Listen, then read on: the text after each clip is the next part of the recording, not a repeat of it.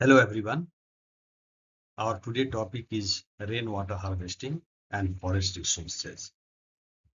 We should know that forest resources is the natural resources, and we have been also discussing one by one what are the different types of natural resources in details. So already we have talked about the water resources in the previous lectures. So today in this lecture we are going to cover two topics: rainwater harvesting and forest resources. So, what is rainwater harvesting? It is a technique through which the rainwater is captured, stored, and reused for various purposes. It is one of the most effective methods to conserve water and recharge groundwater. Two things are there. By this method, we can conserve the water and we can recharge the groundwater.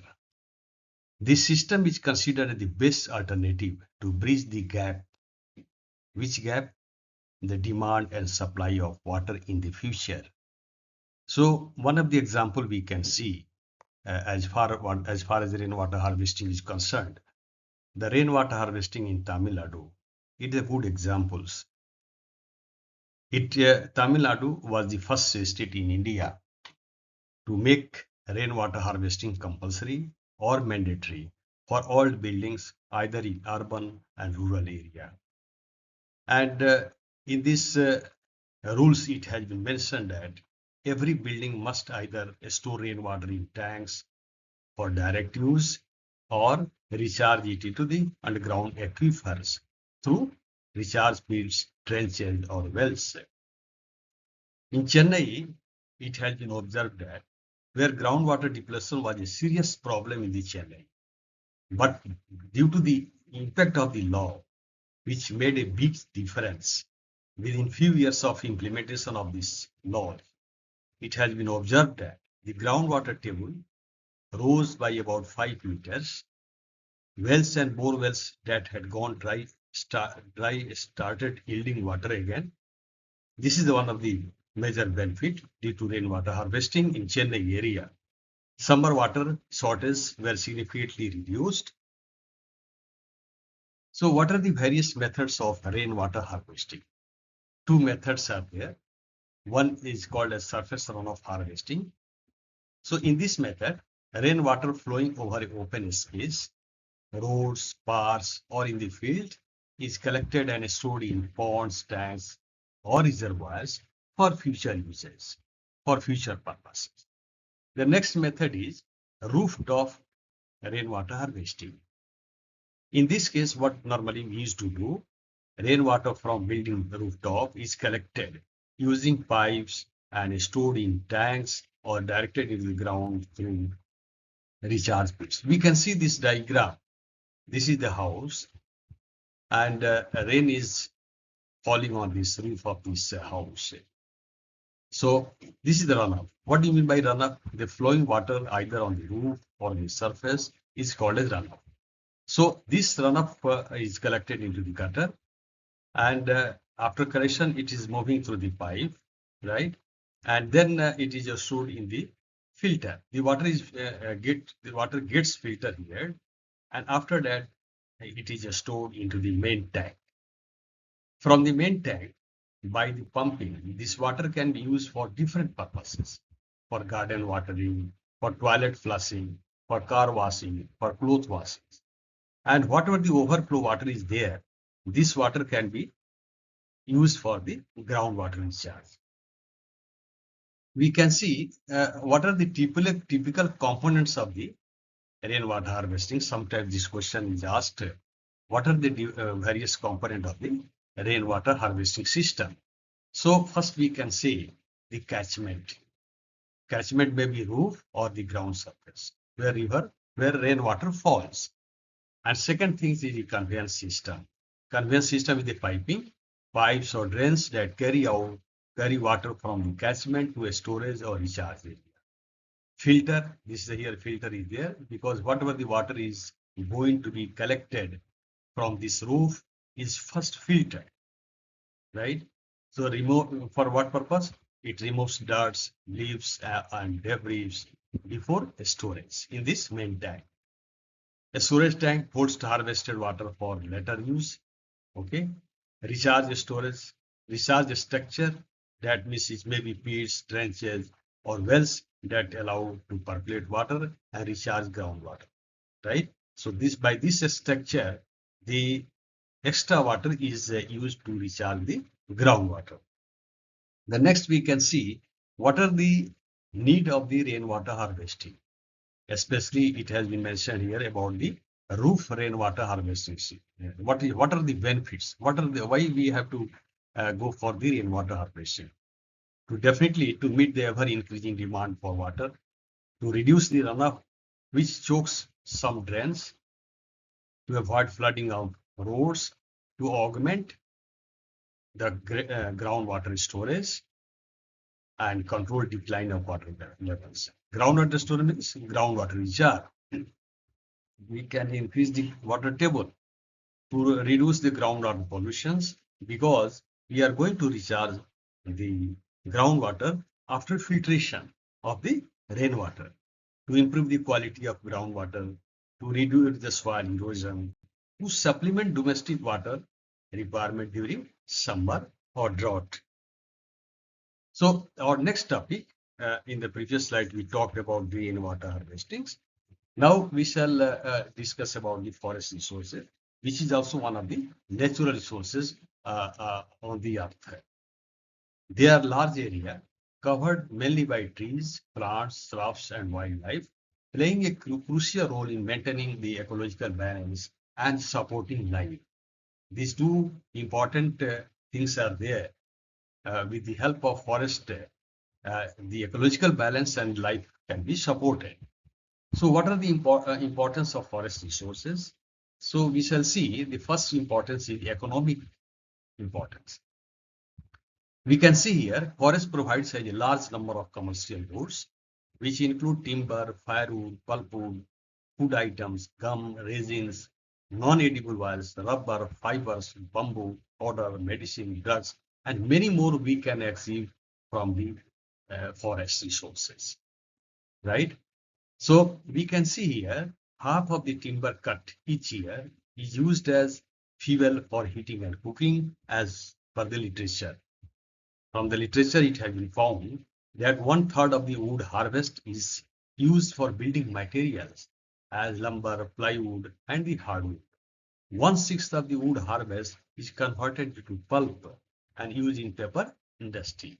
Many forest lands are used for mining, agriculture, grazing, and recreation for development of the dams. If the economic, they see tourism and recreation also comes under the economic importance, right? So forests are popular destination for tourists and recreation, such as hiking, camping, fishing, and hunting. These activity can generate revenue for local communities and support the economy. So next economic importance we can see, it can provide the employment also. Forests provide employment opportunity in variety of sectors, including forestry, logging, tourism, and recreation. So this is the economic importance of the forest resources.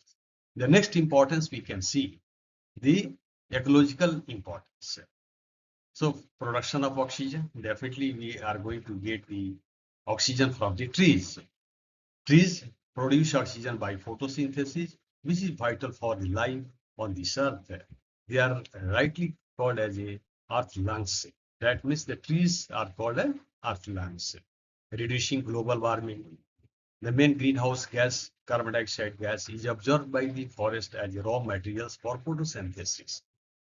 So they are definitely going to have a ecological balance. They provide the ecological balance. It comes from the ecological importance. Wildlife habitat. Forests are the homes of millions of wild animals and plants. About 7 million species are found in the tropical forest area. Regulation of it has a major contribution in hydrological safety regulations. It observes the rainfall, slowing down the runoff and slowly releasing the water for recharge of the springs. It has been found that about 50 to 80% of the moisture in the air above tropical forests comes from the transpiration, which helps in bringing rains. It also plays a significant role in soil conservation. Forest binds the soil particles tightly in their roots and prevents soil erosion. This also acts as a wind breaks. Pollution moderators. It can moderate the pollutions. It controls the air pollution. You can see here, forests can absorb many toxic gases and can help in keeping the air pure. They have also been reported to absorb noise. Based on the research, it has been found that the some plants, right, which are grown in the form of barriers, control the noises coming from the industry side. This thus helps in preventing the air and noise pollution. The next and last importance of the forest resources we can see social importance. Many tribal and rural communities depend on forests for livelihood and cultural identity. Now we can see this is also one of the topic in your syllabus, environment and ecological sustainability, effects of deforestation on environment. So what are the effects on the environment due to deforestation? The first effect we can see, loss of habitat or impact on biodiversity. One of the most dangerous and unsettling effects of deforestation is the loss of animal and plant species due to their loss of habitat. It has been found that 70% of land animals and plant species live in the forest. The trees of rainforest that provide shelter for some species and also provide canopy that regulates the temperature. Canopy, as we know, the top part of the trees you can see the in the dense forest the top how the sunlights are not going to enter on the ground surface due to the canopy. Canopy is the top part of the trees. So in the dense forest, definitely the canopy does not allow to enter the sunlight on the ground surface. So it regulates the temperature. Deforestation results in more drastic temperature variation from day to night, much like a desert, which could prove fatal for many inhabitants. The next point we can see for the effects of deforestation, global warming and increased greenhouse gas emission. Deforestation emits massive amounts of greenhouse gas. If you are going to cut the trees, the emission of greenhouse gases will take place and is a significant contributor to rising global temperature. Trees trap carbon dioxide from the atmosphere and store it in their trunks, branches, leaves, and roots. This makes them a crucial tool for reducing global warming. As carbon dioxide is a powerful greenhouse gases, when those trees are removed or the trees are cut, in that case, carbon dioxide is then released back into the atmosphere. So definitely it is going to cause the global warming. Next, we can see water in the atmospheres. Trees also help to control the level of water in the atmospheres by helping to regulate the water cycle. It has a significant role in the hydrologic cycle or water cycle, soil erosion and degradation. The next point, trees and other natural vegetation shield soil from the sun and rain, help to hold it in place. When these trees are removed, the nutrient-rich topsoil becomes loose and more susceptible to erosion and degradation of the elements. That means erosion takes place. So impact on water cycles, as we have seen in here, that deforestation has a big impact on hydrologic cycle or water cycle and local climates. Trees produce localized humidity due to evaporations. In addition, roots helps to infiltrate water into the ground.